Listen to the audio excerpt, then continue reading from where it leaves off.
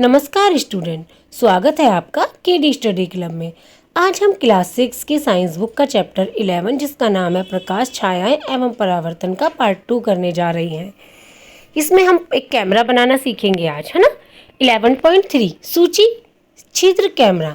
शायद आप यह सोचते हो कि किसी कैमरे को बनाने के लिए हमें बहुत सी सामग्री चाहिए, लेकिन यदि हम केवल सरल सूची छिद्र कैमरा ही बनाना चाहते हैं तब ऐसा नहीं है।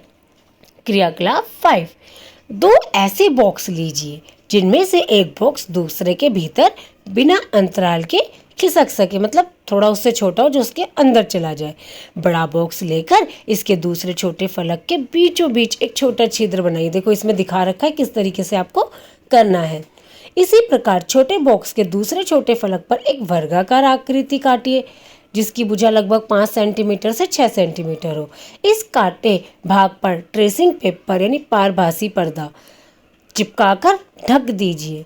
11.5 बी की तरह छोटे बॉक्स को बड़े बॉक्स में इस प्रकार खिसकाइए कि छोटे बॉक्स का पारभासी ट्रेसिंग पेपर वाला पर्दा बड़े बॉक्स के भीतर हो।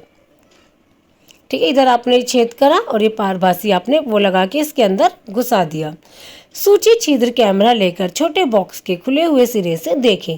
अपने सिर तथा सूची छिद्र कैमरे को काले रंग के कपड़े से ढक लीजिए। आप सूची छिद्र कैमरे से दूर की वस्तुएं जैसे पेड़ अथवा इमारतों को देखने का प्रयत्न करें। सुनिश्चित करें कि जिस वस्तु को आप सूची छिद्र कैमरे से देखना चाहते हैं वह सूर्य की तेज धूप में रखी हो। अब छोटे बॉक्स को सूची छिद्र बने बड़े बॉक्स में आगे पीछे तब तक खिसकाएं जब तक दूसरे छोर पर लगे हुए ट्रेसिंग पेपर पर तस्वीर ना मिले। मतलब जो आपने इस अंदर बाहर करिए इस तरीके से जब तक कि आपको वह ना दिखने लगे।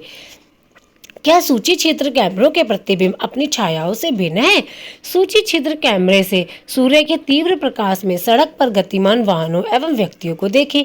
क्या कैमरे के द्वारा देखे गए चित्र दूसरी ओर की वस्तुओं के रंगों को दर्शाते हैं? क्या प्रतिबिंब सीधे हैं अथवा उल्टे? आश्चर्य आश्चर्य। आइए अब अपनी सूची छिद्र कैमरे से सूर्य का प्रतिबिंब बनाएं। इसके लिए हमें थोड़ी सी भिन्न व्यवस्था चाहिए। हमें गत्ते की एक बड़ी शीट चाहिए जिसके मध्य में छोटा सा सूची छिद्र हो। गत्ते की शीट को सूर्य की तरफ इस तरह पकड़े कि उसकी छाया साफ क्षेत्र में बने। क्या आप सूर्य का वृत्ताकार प्रतिबिंब गत्ते की शीट की छाया के मध्य में देखते हैं? अपनी जगह से सूर्य ग्रहण के समय सूर्य का सूची छिद्र प्रतिबिंब देखें। सूर्य ग्रहण से पहले सूची छिद्र तथा पर्दे को इस तरह सुव्यवस्थित करें कि सूर्य का प्रतिबिंब पर्दे पर साफ बने। सूर्य ग्रहण आरंभ होने पर सूर्य का प्रतिबिंब देखें। आप अवलोकन करेंगे कि ग्रहण प्रारंभ होने पर सूर्य के प्रतिबिंब का एक भाग धीरे धीरे काला होता जाता है।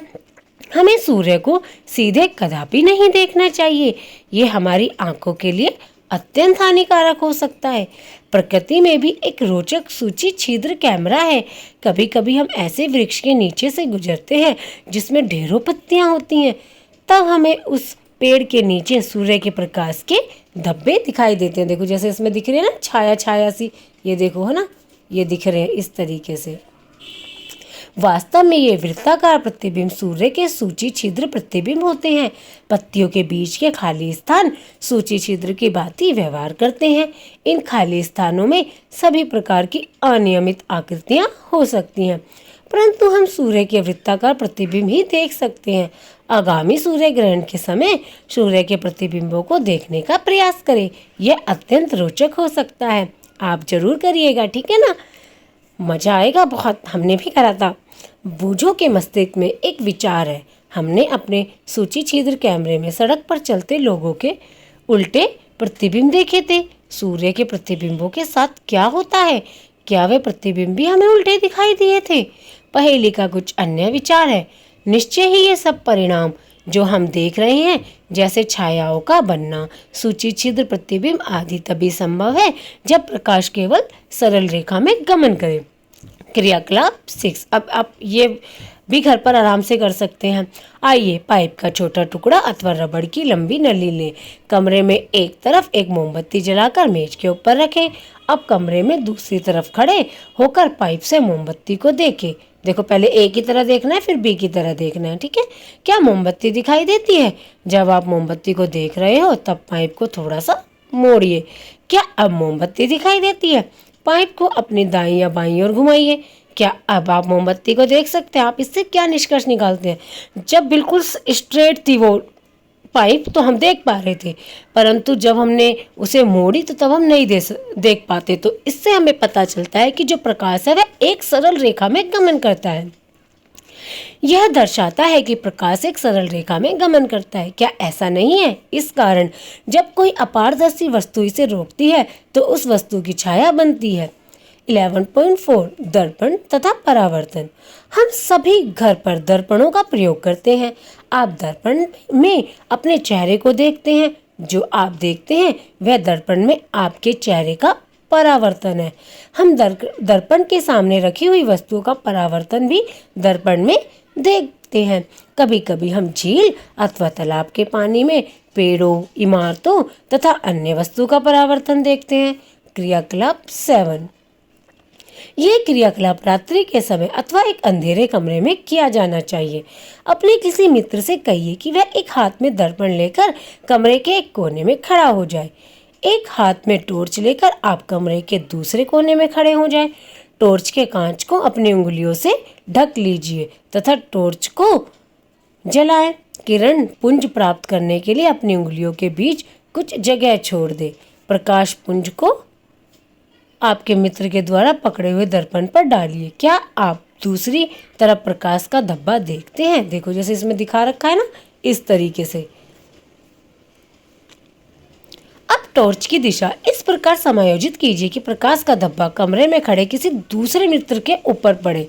यह क्रियाकलाप सुझाता है कि दर्पण अपने ऊपर पड़ने वाले प्रकाश की दिशा को बदल देता है। ठीक है, जैसे आपने सीधा प्रकाश डाला तो वो बिल्कुल सीधा उसी में नहीं आ रहा ना, उसको बदल रहा है वो। यह वर्णन किया गया क्रियाकलाप यह दर्शाता है कि प्रकाश सरल रेखा के अनुदिश गमन करता हुआ दर्पण से परावर्तित हो जाता है। यह इजी, बहुत आसान क्रियाकलाप है, बहुत इजी है, आप घर पर कर सकते हैं। क्रियाकलाप 8 ये भी आप कर सकते हो। एक बड़ी थर्मोकोल की शीट के किनारे पर एक कंघी तथा इसके दूसरे किनारे पर 11.9 में दर्शाए अनुसार एक दर्पण लगाइए। दर्पण तथा कंघी के बीच कागज की गहरी रंगीन शीट बिछाइए। इसे सूर्य के प्रकाश में रखिए अथवा कंघी के सामने टॉर्च से प्रकाश किरणें डालिए।